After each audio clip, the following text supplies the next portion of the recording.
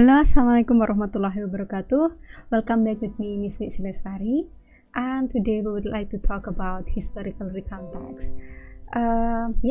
Miss yakin kalian pernah dengar tentang recontext, apalagi di SMP juga pernah ada pelajaran tentang recontext. Tetapi spesial hari ini kita mau membicarakan tentang historical recontext. Nah, apa sih bedanya dengan recontext? Well, stay tuned in this video ya. Pertama, di video ini Miss akan menjelaskan tentang social function-nya, kemudian generic structure-nya, dan juga language feature dari recontext. Nah, sebelum kita ke historical recontext, Miss mau review dulu ya tentang what is recontext. Jadi recontext itu adalah teks yang retells a story about something that happened in the past. Jadi menceritakan tentang suatu hal yang terjadi di masa lampau. Itu kalau recontext. Nah, sekarang kalau yang historical itu seperti apa ya? Seperti yang sudah kalian tebak, history itu artinya sejarah ya. Jadi historical recontext itu lebih ke recontext which tells about historical events. Jadi menceritakan tentang peristiwa-peristiwa bersejarah begitu. Peristiwa-peristiwa bersejarah itu apa aja sih? Kalau kalian pernah dengar misalkan the Battle of Surabaya, the Indonesian Independence, or the National Heroes Day, apalagi ya, the bombing of Hiroshima and Nagasaki. Nah, itu semuanya adalah historical recontext. Nah, yang pertama, let's talk about the generic structure of the historical recontext. Yang pertama adalah in the first paragraph, we will talk about the orientation. Orientation is the information about who is included in the event, where and when it happened. Jadi yang pertama, paragraf pertama itu orientation, itu tuh menceritakan tentang big picture-nya. Ini tuh informasinya tentang apa sih? Teks ini akan tentang apa? Kemudian teks ini terjadinya di mana, kapan, dan siapa saja yang terlibat di story itu. Itu yang pertama. Nah, yang kedua kita ngomongin tentang event. Event ini dia bisa terdiri dari beberapa paragraf ya, karena this is tells about the details of the historical events that happen. Jadi nggak cuma satu paragraf aja, karena menceritakan keseluruhan jadi bisa berparagraf-paragraf.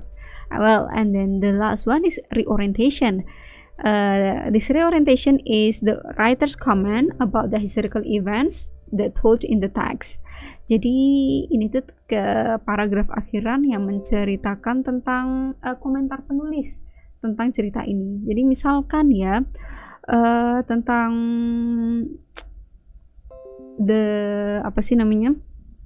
yang Surabaya tuh apa namanya? Nah, Hari Pahlawan. Nah, misalkan ada teks yang menceritakan Hari Pahlawan, nanti reorientationnya itu hanya sebagai tambahan dari events-event yang setelah ditulis. Misalkan oleh sebab itu pada tanggal 10 November diperingati sebagai Hari Pahlawan. Nah, kayak gitu kan cuma komentar penulis saja, bukan termasuk dari events yang ada di story. Makanya kita sebut itu reorientation. Nah, kalau kalian lihat orientation, events, dan reorientation ini agar kalian mudah menghafalkannya, jadi struktur teks dari teks orientation atau teks orientation lagi, teks recontext itu bisa disingkat OREO. Nah, selanjutnya we'll talk about the language feature of the recontext. Jadi seperti recontext pada biasanya, karena ini ngomongin tentang suatu hal yang sudah terjadi pada masa lampau, makanya kita pakai simple past tense. Simple past tense itu bagaimana? Yang menggunakan verb bentuk kedua. Misalkan kalau di simple present kita pakai go, di simple past tense kita pakai went. Kenapa pakai went? Karena sudah terjadi kan, jadi kita memakainya yang bentuk kedua. Kemudian in the context we also use temporal sequence. Temporal sequence, for example, like in 1919 or on January 1943 and on Sunday on the next day. Jadi itu tuh menunjukkan kronologis waktu yang diceritakan dalam teks itu. Nah, selain itu we use conjunction in writing recontext, such as before, after that, then, and etc.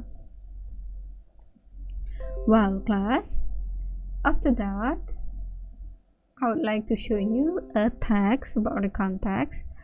The title is actually The Battle of Surabaya, and the first paragraph is the orientation, and there are 3 paragraphs of series of events, and the last one is reorientation.